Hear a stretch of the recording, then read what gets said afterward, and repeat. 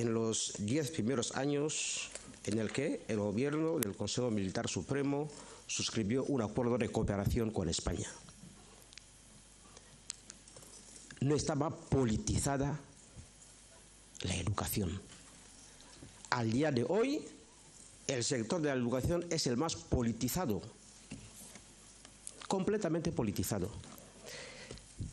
El hecho mismo que hemos tenido que ver aquí, que un profesor, por denunciar un tema de nepotismo en la dirección de un centro público, por una llamada telefónica es detenido, encerrado durante 7 meses. Ha tenido que esperar una mesa de diálogo, la intervención del presidente moderador, incluso creo que a su lado tiene el presidente de la Cámara de Diputados, la delegación de gobierno con su ministro de Justicia, 2 días para que se pudiera anunciar que ese profesor ha sido liberado y ha estado 7 meses encarcelado de manera injusta por denunciar un caso de nepotismo en la dirección de un centro público. Pero para encerrarle, toda esa gente que mencionó, ninguno participó. Solo hizo falta una llamada telefónica, se le fue a interrogar y se le encerró. Pero para sacarle de la cárcel hemos esperado 2 días y con toda la gente que aquí estoy mencionando han tenido que intervenir para que se le saque de ahí. Esta es una muestra clarísima de que algo está pasando. Usted ha querido dar esa sensación de tranquilidad, que aquí no pasa nada, que el problema de la educación no es grave, que todo va muy bien. Pero cuando se habla de educación, se habla de estadísticas. Estadísticas. Educación para todos son estadísticas, desde el nivel preescolar hasta el nivel universitario. Entonces, la gente se pregunta, bueno, si todo va tan bien,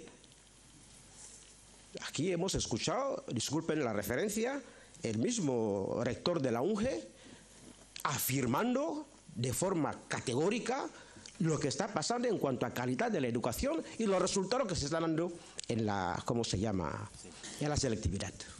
El sistema educativo de nuestro país debe caracterizarse por unos niveles de calidad que permitan al alumno atender a sus aspiraciones individuales y a la sociedad disponer de ciudadanos suficientemente formados, tanto en los aspectos personales y sociales como en los de carácter técnico necesarios para afrontar con la debida garantías los desafíos que representa la complejidad del mundo contemporáneo.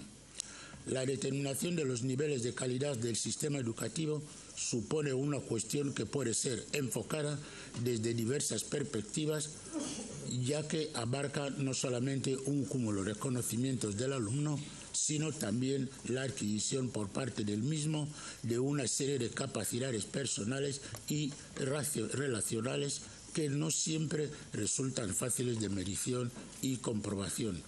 La mejora de la calidad del sistema de educación nacional viene abordado ampliamente en el marco de una ley, la Ley número 5/2007, de fecha 30 de octubre, por la que se modifican ciertos artículos de la Ley número 1495, de 9 de enero, reformando el Decreto Ley sobre Educación General.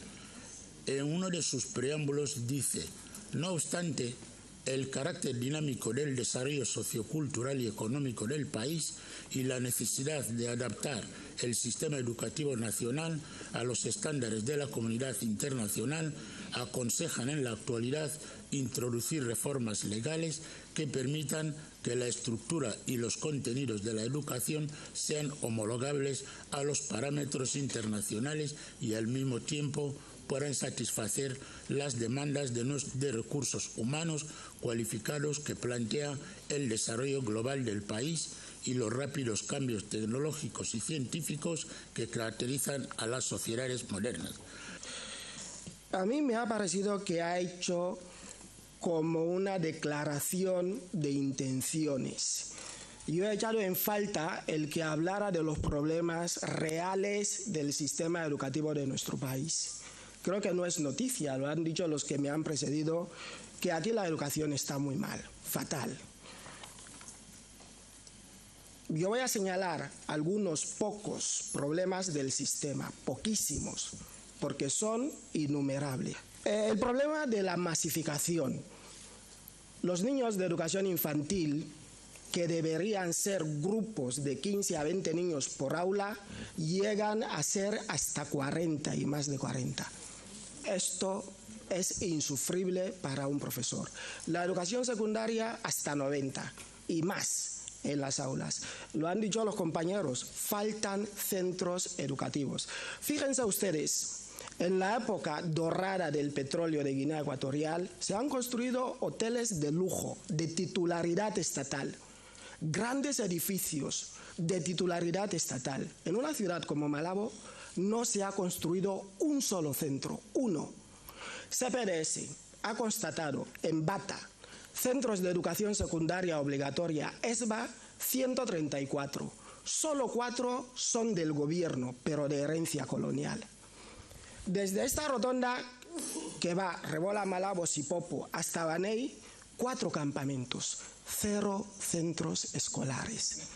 La educación, la seguridad, ambos importantísimos, pero los hechos son elocuentes de por sí. Problemas que nos afectan, entre otros, el absentismo laboral. Ha dicho el señor presidente de la mesa, primer ministro, que tiene más de 500 funcionarios que no están en sus sitios, ¿no? Pero ¿por qué no lo están? ¿Por qué no lo están? Yo voy a señalar que cuando los profesores no van a los centros y faltan permanentemente, no se cubre la programación que debería de impartir. ¿Saben cómo se traduce esto? El bajo nivel de formación que tienen los niños de nuestros centros públicos. Bajísimo. ¿Por qué nos vamos a engañar?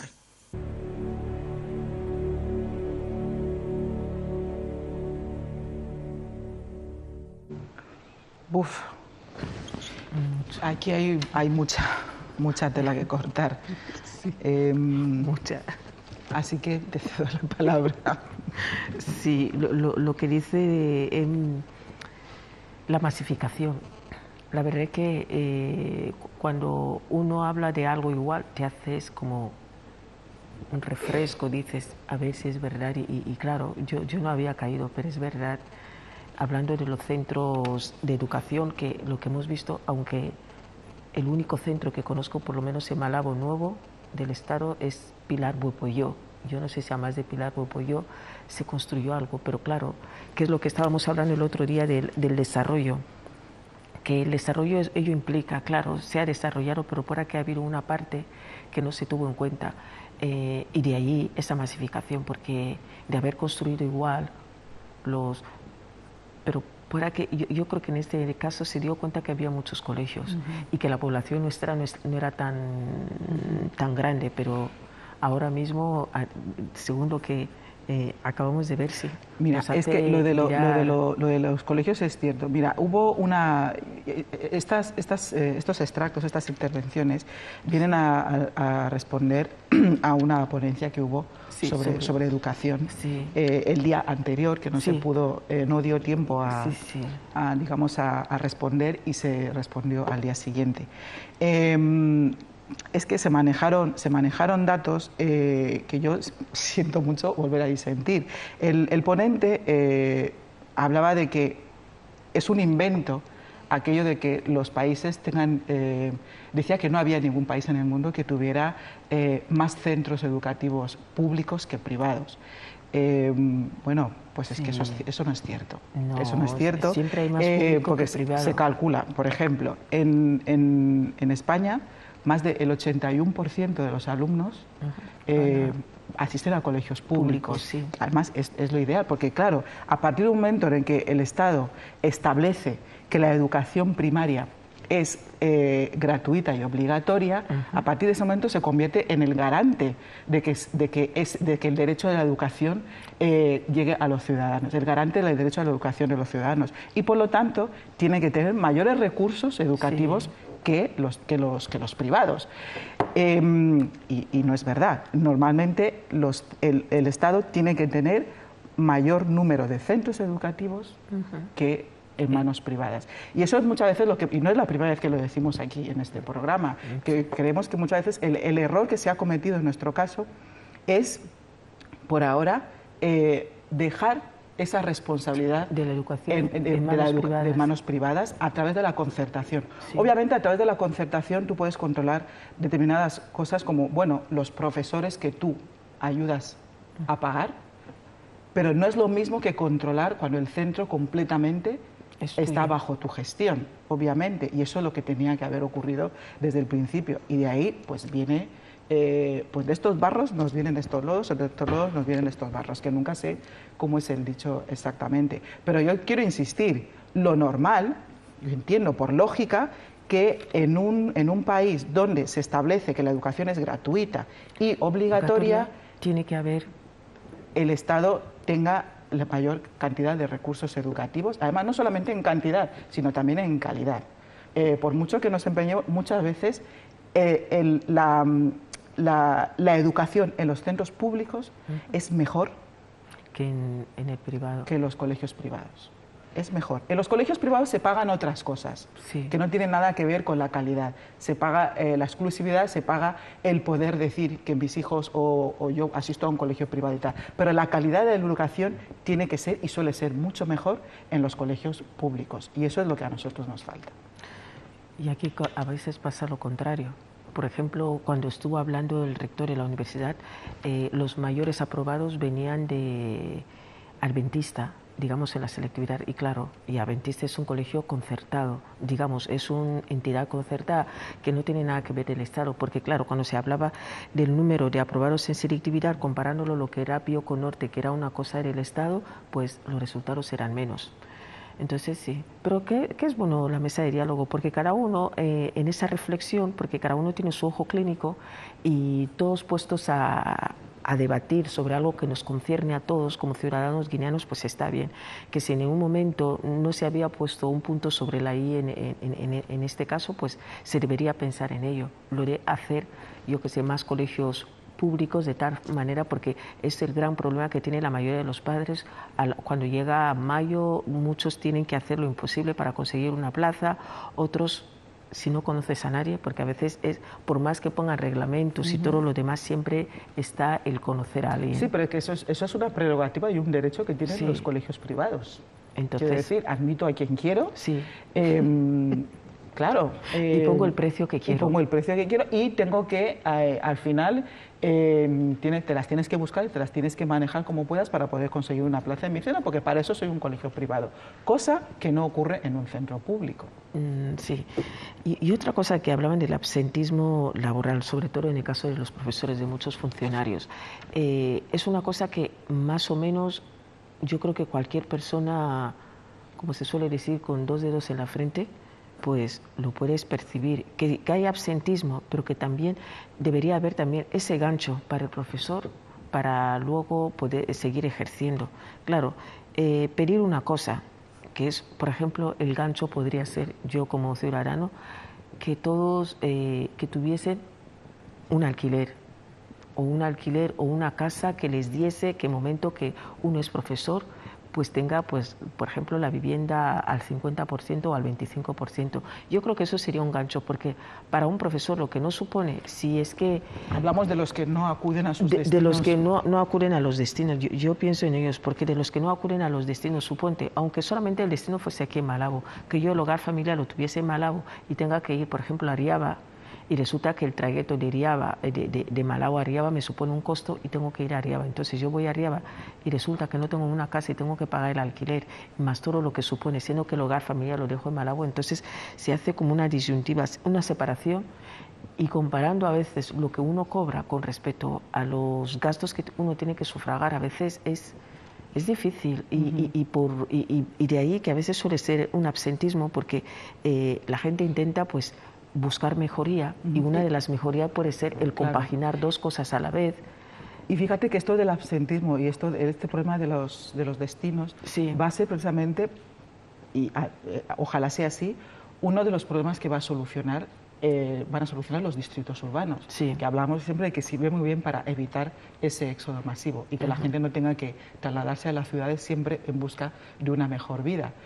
Se va a poder, entonces, obviamente, si la gente se queda en los distritos urbanos, obviamente habrá en los distritos urbanos también profesionales de todos los tipos, incluidos profesionales de la educación.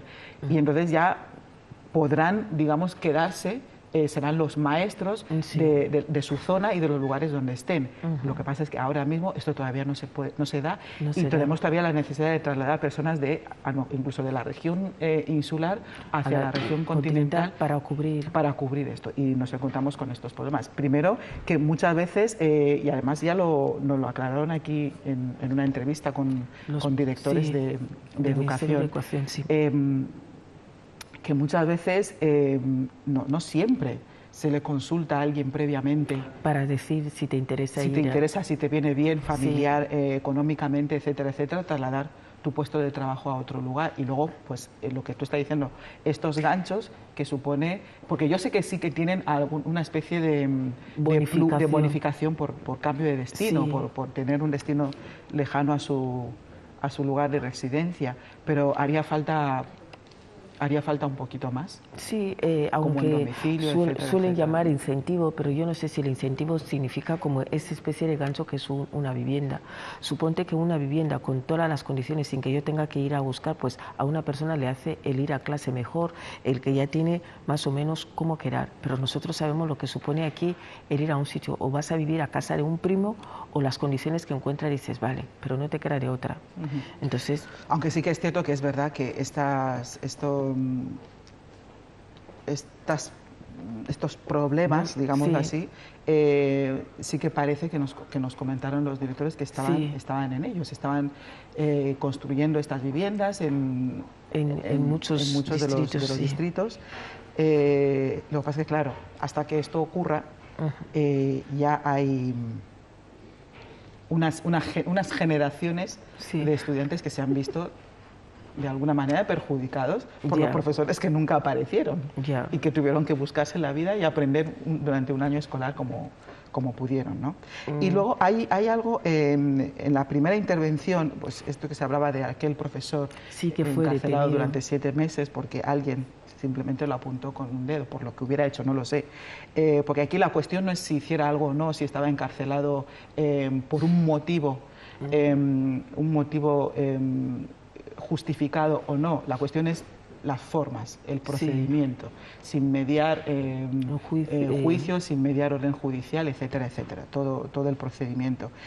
Bueno, pues yo creo que igual que ha dicho que hicieron falta no sé cuántas personas para sacarlo, estaría bien que también los responsables de su encarcelamiento dieran algún tipo de explicación, como mínimo.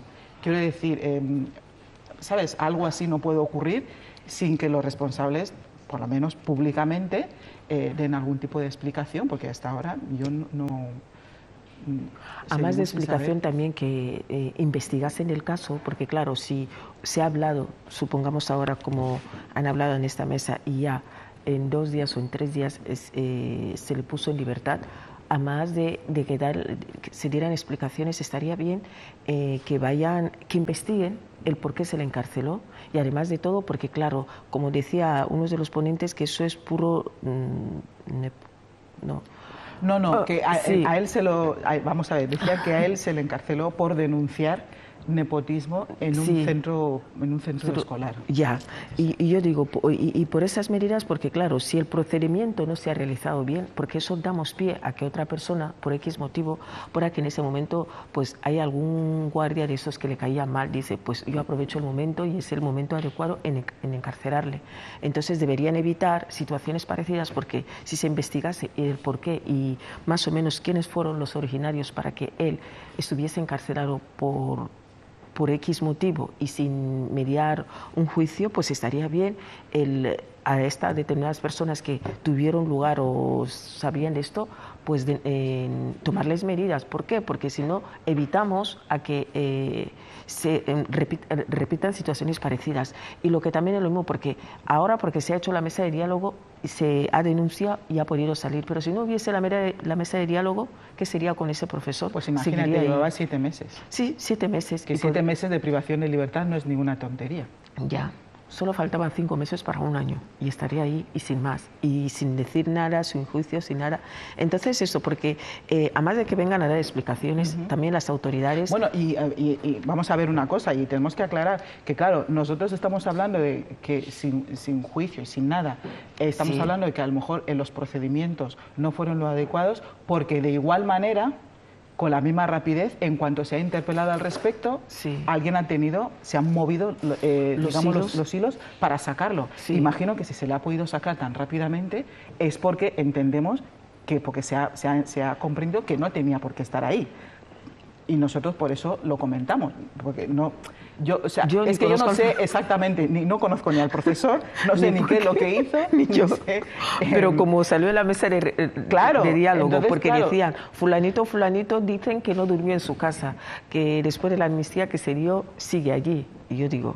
Entonces, y ahora después se informó que al fin y al cabo que se tenían que rellenar en la administración no sé cuántas cosas para que el señor pudiese salir y ya. Pero ¿qué es eso? ¿Qué es lo bueno de esta mesa de diálogo? Que hablar de las cosas que a un ciudadano, por ejemplo, le haya parecido mal y de ahí... Y yo creo que el gobierno, el Estado también debería investigar, porque claro, esto luego redunda en todos, digamos, porque ya afecta a todo lo que es el gobierno cuando se habla de una cuestión, digamos, que era en este momento, yo quiero creer que era particular, y en este caso, al ser particular, claro, se asocia al gobierno y todo el mundo pensaría que todo el gobierno hace lo mismo. Y por qué no, porque hay unas medidas, hay unas normas, digamos, unos pasos a seguir que sin querer al gobierno no le constaba, pero al que era el jefe en este momento o respecto a este señor o lo que le hizo, pues dio lugar a que le encarcelara porque sí, me cae mal o se lió con mi mujer y ya está, es ese momento de encarcelarle. Y ya, yo no sé por qué fue, pero porque hay gente igual que por algún motivo o por algún comentario que hayas hecho, pues esa persona le caigas ya fatal y que encuentre solo un motivo para decir, ahora yo le enseño... Bueno, sí. Lo importante de esto al final es que es dar hay que dar ejemplo de que todos estamos por debajo de la ley y que nadie está por encima. Eso es lo importante. Creo que tenemos algún extracto más, así que vamos a escucharlo.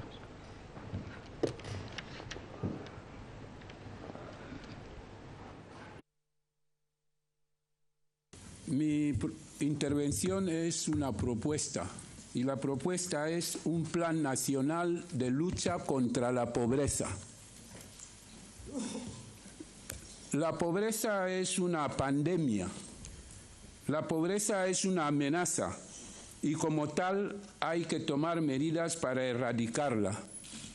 Naciones Unidas la define como la privación en cuanto a la capacidad más esencial de la vida, incluso una vida larga y saludable, tener conocimientos, tener aprovisionamiento económico suficiente y participar plenamente en la vida de la comunidad. Estas circunstancias se dan sobradamente en la mayoría de los habitantes de nuestro país, Guinea Ecuatorial. La esperanza de vida en Guinea Ecuatorial está en 64 años para hombres y 65 para mujeres. En el mundo, por ejemplo, en España, estos indicadores son 83 años para mujeres y 80 años para hombres. Nuestra pobreza hace que vivamos 20 años menos que los españoles. En cuanto a tener aprovisionamiento económico suficiente, hay que decir que la misma Organización de Naciones Unidas sitúa a los pobres como aquellos que viven con menos de $1 americano al día. Es decir, al cambio, se trata de menos de 500 francos al día. Puestas las cosas así, la realidad es la siguiente. En las zonas rurales de Guinea Ecuatorial, la mayoría apenas manejan dinero con regularidad. Y en las ciudades, con la enorme tasa de desempleo, también muchos viven con menos de 500 francos al día. La definición de la ONU nos habla de participación plena en la vida de la comunidad. ¿Qué es eso de vida de la comunidad? Pues la vida de la comunidad es comida sana, viajes, lecturas, deportes, ferias, exposiciones, concursos, cine, teatro, música, etcétera, etcétera. ¿Quién hace todo eso en Guinea Ecuatorial? Muy pocos, por no decir nadie.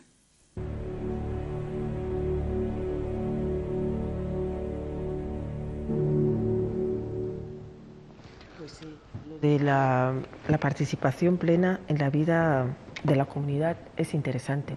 Solo un punto con el que yo, por lo menos de los años que llevo aquí, es una cosa que no he notado, lo de las vacaciones.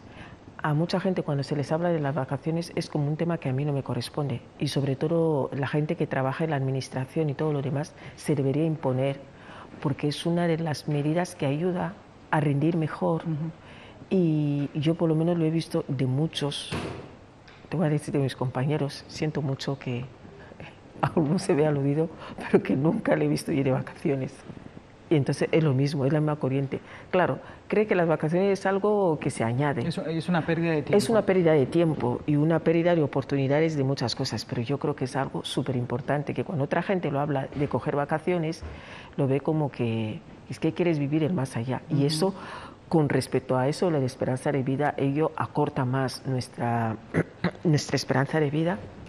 Y todo lo que ha incluido, lo de la vida en la lectura, el deporte, teatro, música, que sí, que cuando yo no sé si nos tenemos esa cultura de dedicarnos a esto, intentar, cuando hay teatro... Pero te digo una cosa, cuando tú trabajas, digamos, por cuenta propia, sí. Eres un emprendedor, tienes tu propia empresa, eres autónomo de alguna manera, eres artista, bueno, que trabajas por tu propia cuenta, ¿no? De alguna manera tiene algún sentido, aunque erróneo igualmente, pero tiene algún sentido que en un momento determinado te plantees no coger vacaciones, porque obviamente podés estar ganando dinero en este tiempo. Ahora, lo que habría que plantearse cada uno es si merece más la pena ganar dinero que preservar tu salud un tiempo para recargar pilas y volver a ganar más dinero. Pero eso ya es una cuestión de cada uno. Ahora, cuando trabajas por cuenta ajena, ya sea por cuenta privada, en el sector privado, como en el público, no tiene sentido no coger vacaciones alegando que pierdes oportunidades, porque aquí ya me estás contando algo que no está muy bien. O sea, las oportunidades que tú tienes en tu puesto de trabajo son, sobre todo las oportunidades económicas. Tienes un salario, que además normalmente por las leyes laborales, hoy en día casi en todos los lugares del mundo, en ese salario incluye el periodo de vacaciones también, con lo cual se supone que no puedes ganar más por mucho que te quedes y por más tiempo que trabajes y por mucho que te saltes tus vacaciones. Ahora, si ya me está diciendo que no dependes solamente en ese puesto de trabajo de tu salario, ya estamos hablando de algo que a lo mejor no estés dispuesto a confesar públicamente. Es que tiene lógica. A no ser que, bueno, decidas que quieres hacer méritos y tal. Pero cuando se habla de ganar más dinero y perder oportunidades económicas y no coger vacaciones por eso, bueno, pues tendríamos que plantearnos de qué estás hablando exactamente, porque a lo mejor no te gustaría saberlo.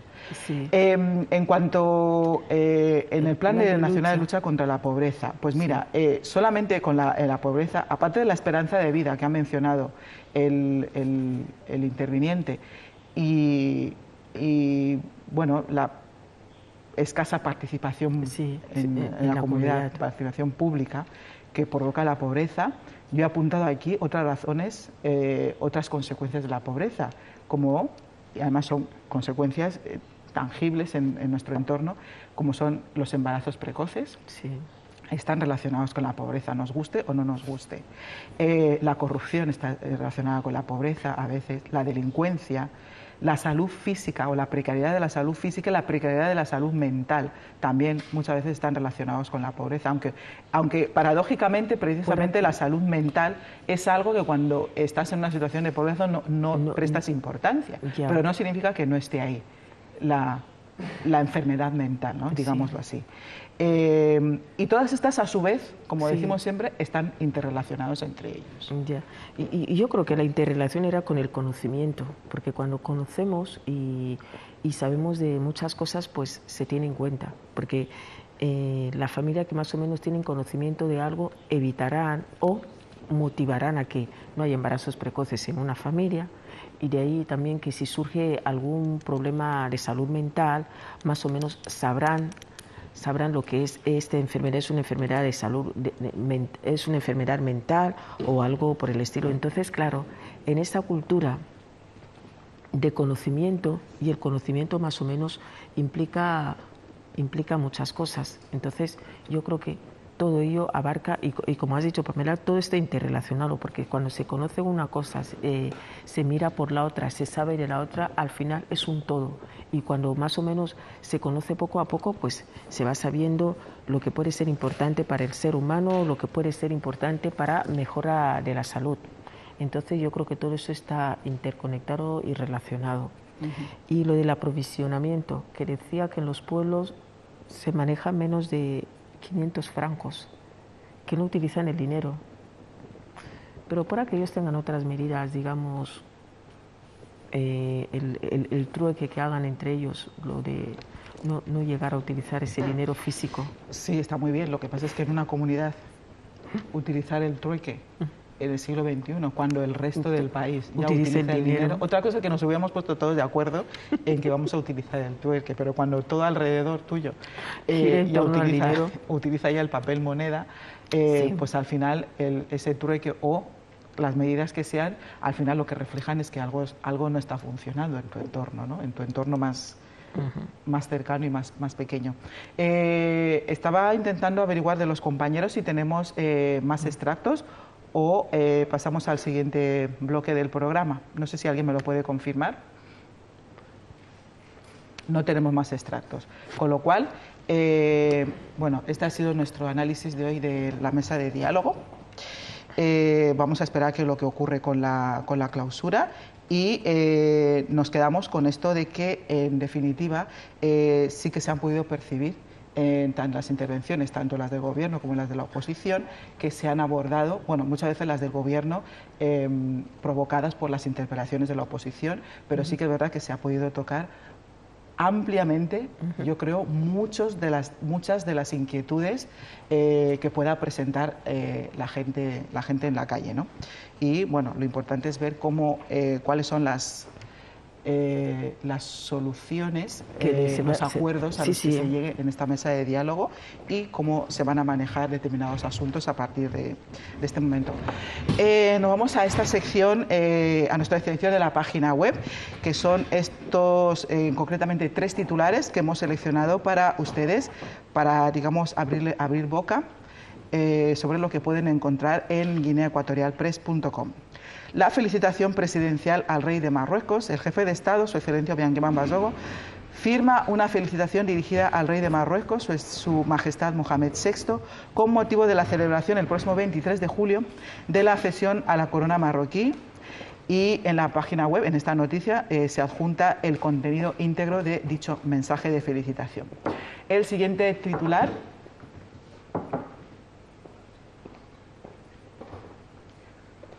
primeros preparativos para la creación de la Oficina de la Cooperación Sur-Sur. Tras la elección de Guinea Ecuatorial como sede de la Cooperación Sur-Sur y Triangular del Grupo ACP, África, Caribe y Pacífico, ahora queda mucho trabajo por delante. El embajador ecuatoguineano en Bruselas, Carmelo Mbonoka, se ha puesto rápidamente manos a la obra para acelerar todos los preparativos que implican la creación de esta importante sede, con el objetivo de poder inaugurar el centro lo antes posible. Y finalmente hemos seleccionado para ustedes un titular relacionado con la mesa de diálogo. Obama reafirma el éxito del diálogo nacional. En la jornada del sábado 21 de julio se ha celebrado la sesión a puerta cerrada antes de la ceremonia de clausura de la 6ª mesa de diálogo. El primer ministro del Gobierno, en su calidad de moderador de la mesa, ha intervenido para agradecer esta iniciativa a su impulsor, su excelencia Bianqueman Bazogo. También ha reconocido el éxito que han supuesto estas sesiones de diálogo. Podemos estar satisfechos de que el diálogo haya sido un verdadero éxito y este éxito es para todos nosotros, ha afirmado el primer ministro, o en este caso, moderador de la mesa. Estos son, como siempre, los titulares que hemos seleccionado. Esto no significa que sean los únicos. En guineaecuatorialpress.com hay más noticias interesantes sobre el país y sobre las instituciones. Vamos ahora a esta entrevista. Llevamos pues prácticamente un mes, casi ya, desde que se celebró la selectividad, hablando de los resultados nada halagüeños que ha tenido esta prueba. Y bueno, después de haber hablado con la parte, digamos, organizadora del examen, que fue el rector de la universidad, en esta ocasión hemos creído oportuno hablar con los protagonistas, Sí. que al final son los que se juegan su futuro con este examen, los que se han jugado su futuro con este examen, que son estudiantes que se han presentado al examen. Tenemos concretamente con nosotros a Vicente Dumbo Andenes y Alfredo Ondo Esono Asangono. Ambos son del Inés Luther King Aneja. Y tenemos a Flaviano Messi Nsi Bam, que es del San José de Calazán de Bata. Qué bien. Hemos que aclarar que los tres han suspendido. Nos hubiera gustado tener primero una representación femenina, no ha sido posible porque las chicas, bueno, se han ido todas de vacaciones bueno, y que tampoco es fácil sentarse aquí. Y luego nos hubiera gustado tener también algún representante de los que hayan podido pasar, que han pasado el examen. Pero claro, entenderán ustedes que es mucho más fácil encontrar voluntarios entre un 80% que voluntarios entre un escaso 20%. También es mucho más fácil.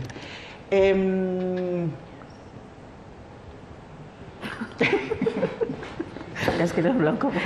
Sí, me he quedado claro, porque es que los pobres, los tres han suspendido.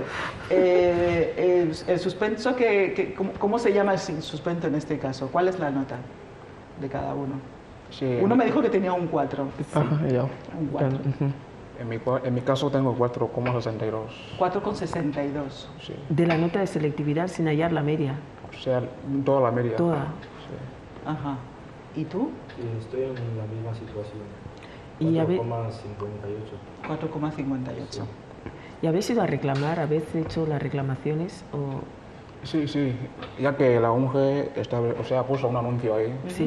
que los estudiantes que tenían la media de 4 a 4,99 tenían derecho a reclamar, tenían derecho a recurrir. Pero resulta que al recurrir, algunos tuvieron la suerte, porque lo que pasa es, cuando vas a recurrir, el profesor que coge el examen, no son los profesores que están en el momento de la reclamar. reclamación. Sí, son los problemas que más o menos, cuando te presentas con un profesor de la UNGE, que quizás es un profesor de las letras, cuando le presentas un caso de electrotecnia, él tiene sus soluciones, sus claves. Y cuando les quieres enseñar que pues, señor, eso también se puede hacer así, dice que no es su materia. Porque no es entendido. Si no es entendido. Son casos que más o menos muchos, en mi caso en particular, mi nota no se pudo elevar por esa situación. Y en las vuestras imagino que tampoco ha habido... Bueno, yo no hice la reclamación, porque bueno, normalmente hice la selectividad el año pasado en Bata, aprobé, pero necesitaba elevar la nota, así para al menos obtener un 7 o un 8 para estudiar la carrera que sí quiero estudiar. Pero ya que quité un 4... O sea, que este año te ha ido peor que el año pasado. que el año peor que el año pasado. ¿Y en este caso no se puede mantener la nota del año pasado? Sí, se mantiene la nota Sí, del año pasado. vale. ¿Y tú has reclamado? Sí, estuve con Vicente tal como ha dicho aquí. Fuimos a reclamar, pero fue una situación un poco más desagradable para nosotros porque se supone que a los del sábado les atendieron mejor, es decir, te vas el sábado, te dan los papeles, tú revisas, si hay alguna queja la presentas, pero el domingo es cuando nos llamaron, entonces todos los que se fueron el domingo les decían que no hacía falta volver a revisar, que todos habían cometido fraude. Todos. Y nos quedamos con sí, todos los que se fueron el domingo decían que habían cometido fraude. ¿Fraude qué significa? ¿Que copiasteis? Sí, algo parecido a eso. ¿Y cuál es la prueba? Creo que según, antes de la selectividad, salió la noticia que había exámenes en la calle. Sí. Esa noticia también llegó, pero pues no sé, normalmente el examen salió fuera, eso es verdad, hay que reconocerlo, pero todo el mundo no tenía el examen. Porque cuando se dice que todo el mundo ha cometido fraude y te llaman en la sala uno por uno, cuando piensas que van a revisar tu examen y te comunican que usted ha cometido fraude, solo te enseñan los papeles, hasta incluso hay gente que sus medias dan, por el simple hecho de que muchos dicen que muchos han cometido fraude. Por esa razón no se les puede volver a revisar papeles. Pero en este caso concreto, si se cometió fraude, es responsabilidad del Ministerio. Y me explico, porque antes de realizar el examen, o el mismo día que se realizaba el examen, o el día anterior, salieron responsables del Ministerio diciendo, o de los organizadores del examen, no recuerdo exactamente, diciendo que tenían la noticia de que había habido fraude. Pero en ese momento ellos mismos aseguraron que había habido fraude, que se habían filtrado los exámenes. Pero en ese momento ellos mismos aseguraron que estaba controlado porque los exámenes no correspondían a los de este año. Sí. Y que el que hubiera comprado, hubiera pagado por esos exámenes, había perdido dinero porque... Entonces, la información que nos dieron, lo que nos dieron a entender es que lo tenían controlado. Con lo cual, no se podía haber cometido ese fraude después. Al final... ¿Eran los mismos exámenes? ¿Eran otros? Al final, ¿en qué quedamos? ¿Que eran los exámenes de este año? En cuanto a lo que acaba de decir, los primeros exámenes que estaban en la calle cambiaron todos esos exámenes. Porque hasta me acuerdo que en el primer día de los exámenes tuvieron que decir a los alumnos que no empezaremos a las 12. Volvieron a cambiar los exámenes, pero cuando empezamos a examinar, la gente ya tenía esos exámenes de nuevo. ¿Ah, sí? Sí, porque hasta ahora tengo un examen de francés con todas las claves. ¿De este año? De este año, de junio. Pero la pregunta es cómo es que si ningún estudiante forma parte de la comisión de la gente que se encarga de eso, cómo los exámenes llegan a la calle. Claro. Y en cambio vienen y fastidian a todos los alumnos. Porque la mayor parte de la gente, había gente que sí tenía y otros que no tenían, pero a la hora de corregir englobaron a todos. O sea, que lo que estamos diciendo es que estos exámenes no se pueden haber filtrado. Sí, sin consentimiento de uno de alguien de dentro. De dentro, sí. Porque... Vale, ahora, a ver, la gente que os está viendo ahora desde casa está viendo a 3 personas que han suspendido el examen. Sois conscientes de que formáis parte de ese 80%. Y entonces habrá personas que estén pensando, claro, forman parte del 80% de jóvenes que no se han esforzado nada, no han estudiado nada. Y otros estarán pensando, bueno, en un 80% tiene que haber algo más de responsabilidad que de los alumnos. ¿Dónde creéis vosotros que está el problema de la selectividad? Porque además llevamos 3 años, más o menos, con estos resultados. El problema creo que... El problema no sabemos si el problema parte de nosotros, o que el problema parte de la ONG o lo que es el Ministerio en general. Porque yo me voy a limitarme como un estudiante que soy. Por ejemplo, se suele decir que los estudiantes de los centros públicos no estudian. Y esto se ve mucho más en los resultados de la selectividad. Y eso, en cuanto a nuestros centros, decirles que eso es pura mentira. Lo que falta en los centros públicos, hay que decirlo, porque si no se dice, tampoco se va a arreglar. Lo que falta ahí es la organización. Los estudiantes de los centros públicos, estudian por sí solos, decirlo de así mismo. Porque una vez que acaba el año escolar, pre o segundo bachillerato, finaliza su curso en el mes de mayo. De mayo a junio, es el periodo de los repasos. Sí. En muchos centros públicos no hay cursos de repaso. Pero este mes, una vez que salen las listas, cada uno a buscarse la vida en la calle. Vale, pero no solamente en el mes de repaso, en el curso de segundo, porque aquí nos explicó el rector que había un consenso previo antes de elaborar los exámenes entre el comité que elabora los exámenes con los profesores, o el profesorado de bachillerato, de secundaria.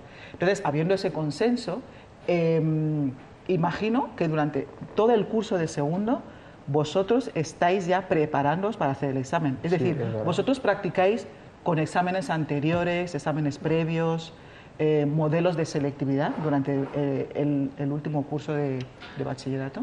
Sí, esa también es otra cuestión, ¿no? Yo creo que los centros privados tienen mejores resultados que nosotros porque en ANEJA, no sé, en los centros públicos parece que no hay un programa, o sea, tienen que especificar cuál es su objetivo para con los alumnos de segundo de bachillerato. Entonces, ellos imparten, al final tampoco cumplen el programa del libro para que al menos cuando te enfrentes a la prueba puedas más o menos resolver algunos que otros ejercicios. Porque la cuestión tampoco está en que el profesor te imparta todo, ¿no? El alumno tiene que investigar, pero yo creo que el profesor más o menos tiene que tener un programa y en nuestros centros en la mayoría de las ocasiones no se cumple. ¿No termináis el programa? No terminamos. Sí, la cuestión ahí tiene que ser que yo creo que se tiene que elaborar unos catálogos para la selectividad, más o menos en el sentido en que si no se cumple, el alumno, sabiendo que ese libro donde se van a quitar las preguntas, podemos hacer el paso con esto, aunque no hayamos terminado el programa. Pero de todas maneras, con independencia de que se termine o no el programa, hay determinadas cuestiones que los profesores saben.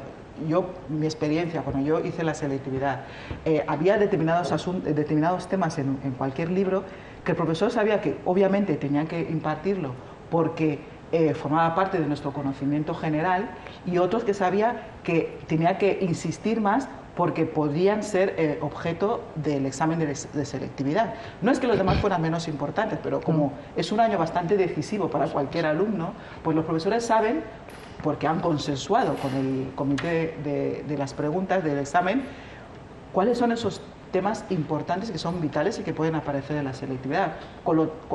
Puede haber algún tema que no se termine, pero que el profesor sepa en conciencia que no está perjudicando a los alumnos por no haber dado ese tema en concreto. ¿Vosotros creéis que es tan importante terminar todo el temario? ¿Cumplir todo el temario? Yo diría que es importante. Es muy importante, porque cuando la UNGE prepara los exámenes, no mira que ANEJA ha ultimado en tal tema. Utilizan los libros que nos da el Ministerio, y son los mismos libros que también se sacan las preguntas, porque ningún examen de la selectividad he visto algo que no está en el libro. Todo lo sacan en el libro, esto sí es verdad, porque cuando el examen te resulta difícil, no es porque no hayas repasado, es porque quizás lo que tú has repasado, o sea, lo que tú has repasado, porque cuando uno suspende es mucho más lo que uno ha repasado, no es lo que viene. Quizás, pues, en ese caso, en la prueba de este año, en la parte de historia, la mayoría de las preguntas vienen del tema 9, 10, por allá, tema 2, o sea, una mezcla. Sacan una pregunta en tema 2, otra en tema 9. Y si ultimas con el tema 8, es que la pregunta que vayan a sacar del tema 9 no te va a beneficiar. Y yo creo que sería importante acabar con el programa. Y lo que quería saber, además de este año de la selectividad, ¿cómo han sido los otros cursos anteriores vuestros? ¿Habéis sido alumnos que lo han sacado todo siempre en junio o ibais arrastrando alguna materia? Sí, en mi caso solamente yo arrastré una materia en la ESBA, francés, idioma francés. Esa es la única materia que he arrastrado. ¿Y el resto? Creo que desde tercero es en adventista, cuando tuve arrastre de matemáticas, pero en cuarto, antes de ir a cuarto lo quité. Y después de ahí en adelante no ha habido problemas. Bueno, yo siempre he tenido problemas en francés. Y francés en bachillerato también tuve problemas con griego, que es lo que me ha resultado más fácil. Quiero decir, latín me ha resultado más fácil que el griego, pero no he tenido tantos problemas a la hora de estudiar. Ya, pero el hecho, cuando hablaba de los profesores que no disponían de tiempo para repasar, y entre ustedes, los que os vais a la selectividad, ¿no os juntáis como más o menos poder repasar? Sí, nos juntamos. otras veces nos asociamos con otros compañeros que están en los centros privados. Sí. Nos encontramos en el centro cultural y practicar un poco. La verdad es que, de verdad, en los centros públicos no hay un programa para con los estudiantes. Eso está bien claro, porque algunos profesores en la sala, hay que irse claro que hay unos profesores que de verdad tienen un objetivo para nosotros, porque en el caso de francés, desde que empezamos siempre nos hacía repaso de francés. Los exámenes ordinarios lo hacíamos con los exámenes de selectividad pasada. Otros, de verdad, que ni apenas le interesa. Pero y cuando vosotros os juntáis a repasar o habláis o repasáis con los alumnos de colegios privados, ¿vosotros notáis la diferencia? Sí, de verdad. Sí, se nota la diferencia, porque la mayor parte, como ha dicho el compañero, que la mayor parte de los centros públicos no acaban el temario. Se da cuenta que quizás, porque me acuerdo cuando estuvimos haciendo repaso el año pasado, en septiembre, había un compañero de un centro público que me dijo que en historia llegaron hasta el tema 4 durante todo el año escolar. Cuando estaban hablando cosas del tema 6 o el tema 9, decía que no tenía idea. Ese es el gran problema. ¿Del tema 4, de cuántos? ¿Cuántos había en total? Tema 4. ¿Cuántos temas? Historia tiene 12 creo que 12 temas. ¿Y solo dieron 4? Solo le dieron 4 temas. ¿Y el motivo que suele ser? ¿Porque el profesor no acude o repite siempre lo mismo o no hay forma de haceros llegar la información, los temas? Bueno, normalmente es por el multiempleo que tiene la gente, ¿no? Ya. Imparte clases, también tiene un trabajo allá, un trabajo aparte. Y así si le pagan menos donde imparte, estará dejando a los alumnos sin clase. Pero eso es un poco difícil en los centros privados. Bueno, yo al menos he tenido ese privilegio que nunca faltaban los profesores. Si faltaba un profesor había uno que sustituía. Sí, porque José de Calansanz es privado. Sí, así es, un centro privado. Pero claro, uno entendería que el multiempleo, pluriempleo, significa, o sea, que se puede notar que tú, digamos, pongas mejor empeño en realizar tu trabajo, de los dos sitios que tienes, pongas mejor empeño en el lugar donde te pagan mejor, pero que por lo menos a la hora de buscarte el multiempleo lo hagas en horarios que no coincidan. Ya. Con lo cual el multiempleo puede justificar el hecho de que los profesores se entreguen más en determinados centros, pero no que no acudan a todos los trabajos que ellos mismos han decidido coger, ¿no? Pero esto ocurre, o sea, los profesores faltan directamente. Sí. Pero hay algunos que también vienen, pero no acaban. Uno que viene desde el primer día hasta el último, yo no encuentro el motivo por el cual no puede culminar con el programa. No sé, les veo más como si imparten lo que ellos entienden. O sea que también acusáis un poco la preparación de los profesores. Sí, porque ver un tema durante un mes, 2 meses, es que también eso es estar en un lugar durante 1 mes, 2 meses, sin avanzar. Claro, pero alguno puede pensar que el profesor está 1 mes con el mismo tema porque vosotros sois más lentos. Eso depende. Estoy haciendo de abogado del diablo, estoy intentando preguntar lo que cualquiera en su casa ahora mismo puede estar preguntando, ¿no? Bueno, a lo mejor es que son más lentos o son más tontos y entonces el profesor necesita estar 2 meses con el mismo tema. Bueno, eso depende de las asignaturas, porque una asignatura como historia normalmente tienes que estudiar, pero una asignatura como matemática, latín, griego, se tiene que repasar todos los días, eso sí hay que practicar. Hay que practicar. Ya. Y aún así estáis 2 meses con el mismo tema. Sí. Hay, en estos intervalos de día, mi compañero y yo hemos estado comparando los cuadernos, ¿no? Hemos cogido el nuestro, hemos cogido de Santa Teresita y el de Huaycho, y vemos que no hemos visto casi nada. Hemos ultimado, no sé si en tema 4, mientras que los demás están en tema 10. Y los exámenes, normalmente, lo que hacen es, si cogen en el primer tema, no pueden volver a poner el segundo tal, tienen que ir en los últimos. Entonces, si solo has visto 3, 4 temas, no creo que esto puede favorecer. Vale. ¿Y cómo creéis vosotros que la masificación afecta a esto? La masificación en las aulas. Yo no sé cuántos alumnos tendrán, por ejemplo, en el ESO o en Santa Teresita por aula y cuántos seréis vosotros. En nuestro caso, en nuestra sala éramos 85 por allá. Venga ya. Hasta ahí centro. ¿En serio? Sí. Hay otras salas, por ejemplo, en la sala de letras, humanidades, son 100 y pico. O sea, en una sola clase, un solo turno. Un solo turno, sí. ¿Y Flaviano? Como máximo 45. Ajá. Pues entonces esto afecta. Sí, porque luego para corregir también los exámenes. Sí, y luego que al final los alumnos también necesitan una atención un poco, hombre, no personalizada, no se puede ir uno por uno, pero sí que de vez en cuando uno pueda pedirle a su profesor 5 minutos porque yo no entiendo algo. Sí, porque teniendo 85, ahora entiendo al profesor por qué no termina el tema, teniendo 85 alumnos y tienes una hora de clase, me parece, ¿no? O 50 minutos, explicas el tema.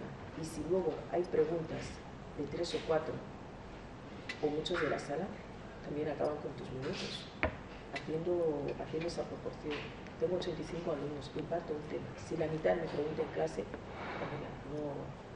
no tendré suficientes minutos como para terminar el tema. Ya. ¿Y preguntáis tanto en clase, como dice Antonia? Cuando hay dudas, siempre habrá preguntas. Porque cuando el profesor explica claro, no creo que habrá tantas dudas, ¿no? Porque cuando hay muchas dudas, y cuando hay muchas preguntas, es porque hay muchas dudas. Pero las dudas no solamente es porque el profesor explique más, porque cada uno de los alumnos también tiene su ritmo a la hora de entender las cosas y su manera de entenderlas, ¿no? A ver, entonces, según vosotros, de todo lo que hemos hablado aquí ya, ¿qué es lo que creéis que debería cambiar? Porque él, por ejemplo, es de un colegio... A ver, tú eres de un colegio privado. Sí. ¿Tú estos problemas de masificación no los tenéis? No, no los tenemos. ¿Problemas de pluriempleo? No. Tampoco. Se supone que un profesor tuyo que tenga un empleo en cualquier otro colegio público te dará prioridad a ti porque estás en un colegio privado. No sé, en tu caso, por ejemplo, ¿qué es lo que falla? ¿Cuántos... más o menos calculas manejas cuántos alumnos de selectividad de Calasanz, de San José de Calasanz, han suspendido? Sí, bueno, en Bata creo que fueron 45, creo que 45 hicieron la selectividad y aprobaron más del 70%. Ah, bueno, entonces, claro, tú no tienes este problema. No, no tengo ese problema. Vale, entonces, en vuestro caso, ¿qué es lo que tendría que cambiar para que no que vosotros aprobéis la selectividad, no que cada uno de vosotros apruebe la selectividad, sino para que en general, porque claro, nosotros no sabemos vuestro caso particular, lo que habéis estudiado, si habéis estudiado mucho, si habéis estudiado poco, no es la cuestión es que tendría que cambiar para que esa cifra en general de un 80% se mejorara. Sí. Yo pienso que, como lo he dicho antes, por ejemplo, un centro como Wallis y Pola sabe que cada final de año, o sea, tienen que superar cada año. O sea, si el año pasado aprobaron 50, en este año tienen que aprobar 60. O sea, hay una competencia en ese sentido. Pero cuando nuestra directiva, en este caso nuestra directiva, no se interesa de ello, porque, como lo he dicho, cuando los profesores nos animan a repasar, porque cuando hay un programa a seguir para con los estudiantes, creo que eso también influye. Porque cuando un director de un centro tiene un objetivo, creo que se puede conseguir. Y también hay profesores que de verdad no son profesores, hay que decirlo. Porque en nuestro caso tenemos unos 3 profesores que no son los que deberían impartir las clases, porque se han ausentado y han dejado a sus, quizás, habrían dejado un sustituto, quizás un estudiante de la UNGE o quizás un primo suyo. Eso también afecta a los estudiantes. ¿Vosotros tenéis casos de estos en el que en una misma asignatura a lo largo del curso tenéis 2 o 3 profesores diferentes en el mismo curso? Sí, porque viene uno, se va, luego viene otro. Hay casos que el profesor viene y dice que no estará ausente durante 2 meses, nos trae a otro y así se va para siempre, no vuelve. Ya. No vuelve. Bueno, son muchos, ¿no?, los factores que influyen. Si tuviéramos que destacar algunos en los centros, porque también los hay en la universidad, porque nos quejamos del tiempo, porque hay demasiados exámenes que corregir, entonces una semana no creo que es suficiente para que puedan mirar con certeza todos los papeles. Y en lo que son los centros, creo que la directiva tiene que hacer seguimiento a los profesores, cuál es su trabajo. Los profesores también tienen que dar su parte y, por supuesto, nosotros también tenemos que volver a esforzarnos. ¿Vosotros tenéis esa sensación a lo largo del curso de segundo de bachillerato de que vuestros profesores son conscientes de que os jugáis el futuro, de lo importante que es ese curso para vosotros? Algunos. Eso, decir que algunos, porque no todos, porque cuando un profesor le interesa, creo que hay profesores que realmente dan clases con amor, que realmente ser profesor ha sido su vocación, y hay otros que de verdad imparten las clases como si está pasando el tiempo. Y cuando una persona hace algo con amor, algo que le gusta, yo creo que la cosa saldrá bien. Y eso se ve en algunas materias. Hay profesores que de verdad nos damos muy bien. De la manera que imparte, la manera que nos sensibiliza, que la sociedad no es nada, es como cualquier examen, o sea, te ayuda moralmente, porque cuando por vez primera participas en una examen de selectividad, estás muy nervioso, y cuando no tienes este apoyo, no tienes a alguien que incluso hay gente que te dice, vaya a suspender o dicen tal. O sea, eso es lo que más o menos molesta. Falta motivación. Falta motivación.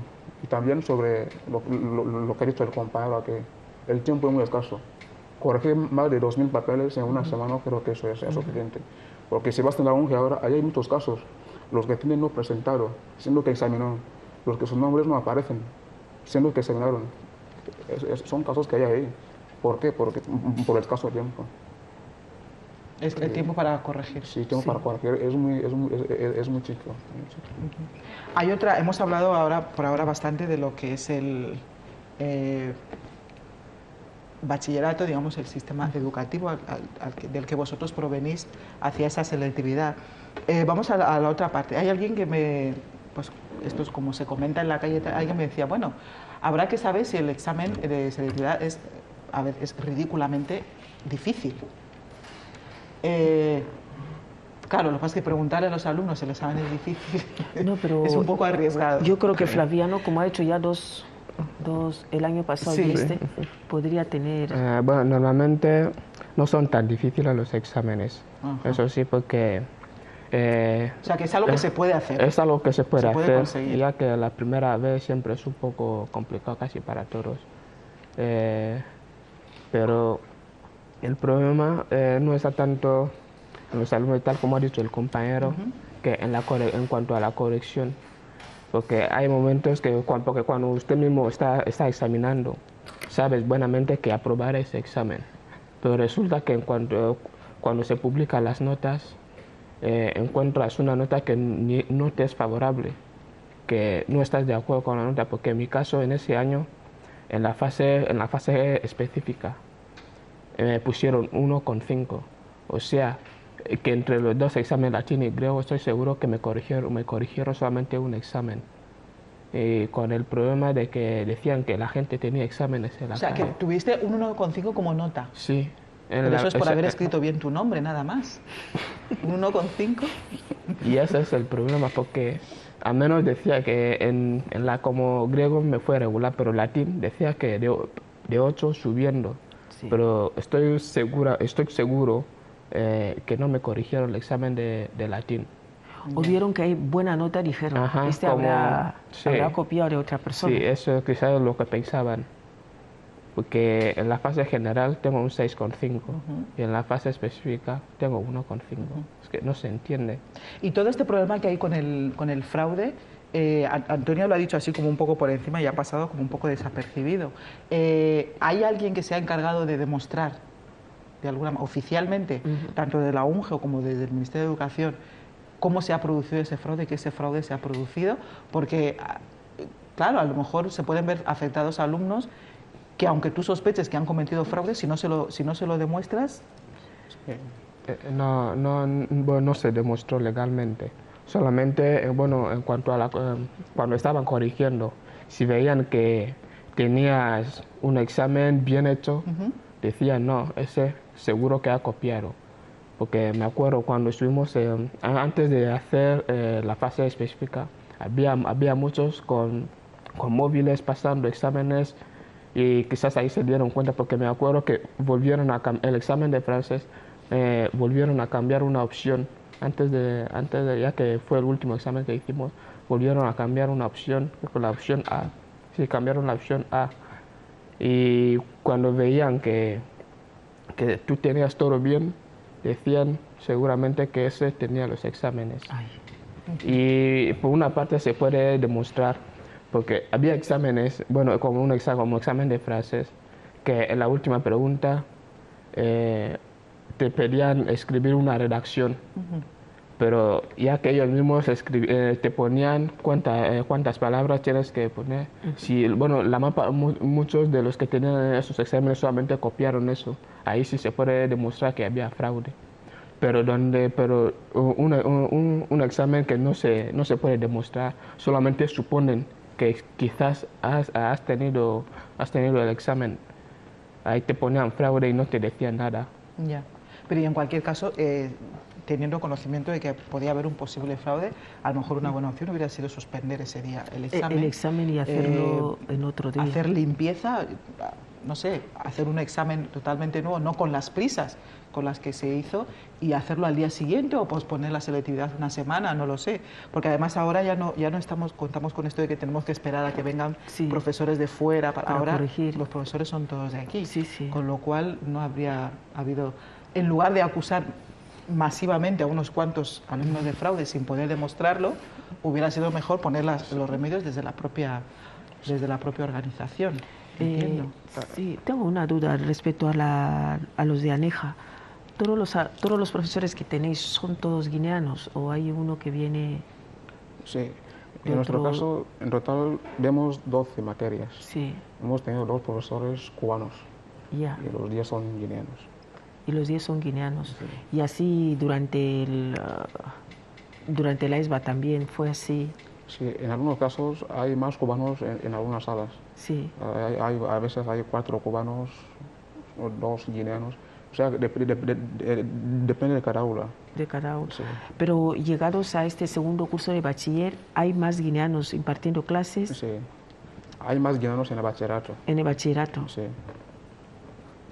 Vale. ¿Conclusión? Nada. Vale. No creí que tenías una teoría, una tesis. No, tenía no, pero solamente era por eso, por si el cambio, no sé. Por si no se entendía, ¿no? Algo, ¿no? Con los profesores. No los profesores, sino el empeño de participar, ya que dicen que algunos pretenden más, porque digamos los que vienen de una cooperación pues estarán ahí todos los días y yo creo que no faltan. Entonces, claro, de ahí la diferencia. Sí, bueno, Flaviano ya sabemos que lo que va a hacer es simplemente dejar de intentarlo, ¿no? Y mantener tu nota. ¿Sigues intentando? ¿O vas a intentar seguir subiendo? Voy a intentar seguir subiendo. ¿Qué es lo que queréis? ¿Qué es lo que queréis estudiar? Luego os hago la otra pregunta.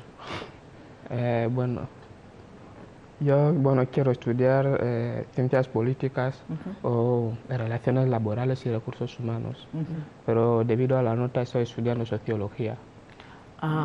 Entonces, claro, este año tu preparación de selectividad no ha sido al 100%, porque si has empezado a estudiar sociología... Sí. Vale, ok. A mí siempre me ha gustado las bancas, ¿no? La contabilidad, y por otra parte diría que me gustaría estudiar pedagogía, me gustaría ser profesor. Pedagogía, ¿no? Sí. Para resolver los problemas. Sí, los problemas que... Sí. ¿Y Vicente? Yo sí, me gusta la electricidad, sí, la ingeniería eléctrica. También estoy compartiendo con el compañero. También somos semiprofesores particulares también. También me encanta la pedagogía. Y los tres, obviamente, tú ya estás en la universidad, pero vosotros, obviamente, claro, la pedagogía solo se puede hacer en la universidad. ¿Os habéis planteado la posibilidad de la formación profesional? Sí. Claro. Hasta ahora no me lo he planteado. En septiembre volveré a hacer y estoy seguro que voy a jugar. Lo que pasa es que últimamente lo que ocurre en septiembre, yo no sé si recuerdo mal, que a veces en septiembre los resultados son incluso peores que en junio, cosa que es bastante poco común también. Pero yo creo que en algún año ha ocurrido que en septiembre ha sido incluso peor que en junio. Pero ¿vais ya mentalizados para el examen de septiembre? Sí, nos estamos preparando ahora. Lo bueno es que tenemos un poco de experiencia como la selectividad. Porque cuando vas a afrontar un examen así, igual, por vez primera, estás nervioso. Estás muy nervioso. Y una cosa, ¿soléis hacer una cosa que después de salir del examen de selectividad, después, entre los compañeros, quedar y empezar a anotar las preguntas, ya que no tenéis un modelo? Sí, tenemos los ejemplares en casa. ¿Tenéis ejemplares? Sí. Vale, porque eso os puede ayudar para años, ya que si no hay un sitio que recopile los exámenes entre vosotros, dependiendo de los que van pasando, si tener hermanos mayores o amigos, pues ir recopilando, porque eso también ayudaría. Yo lo digo en el caso de los que no llegáis al temario, que esto también suele ayudar mucho, el tener examen, decir, ese tema entró, entonces vosotros mismos por vuestra cuenta preparar el examen. Sí. Ahora bien, una curiosidad. ¿Vosotros creéis que hubiera pasado si las cifras se hubieran invertido? Es decir, suspende un 20% y aprueba un 80%. Para todos los que tienen facultades en la UNGE, ese 80%, o bueno, pongamos que no fuera el 80% los que quisiera estudiar en la UNGE, que fuera un 70 o un 60%, ¿habréis tenido cabida todos en la UNGE? No creo. No. No creo. Porque me acuerdo cuando vine a matricularme, a finales de octubre, había un problema, un rollo un poco igual, que ya no quedan plazas.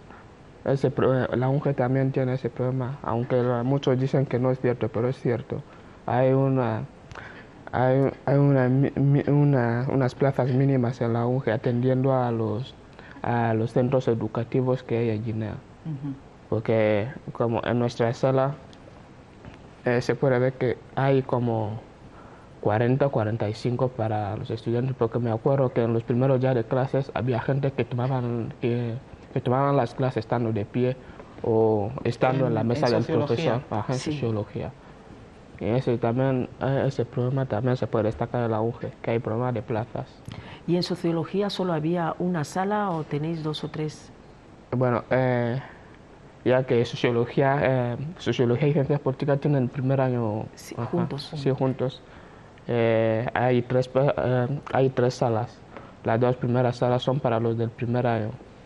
La tercera sala es para la gente que tiene arrastres. Sí, pero sí hay problemas de plazas. ¿Y cuántos asientos había para...?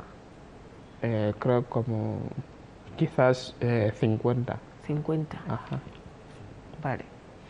50. Y en Aneja Luther King tenemos 85 alumnos, y suponiendo que vienen alumnos Guayso, Claret, Adventista, más los de Bata, porque muchos que quieran cursar carreras de Bata vienen aquí, y más los de Aneja Luther King. ¿El Rey Malabo es lo mismo? ¿Tienen...? Yo es que no sé si también tienen segundo de bachiller allí o no. Tienen, sí. Ahí.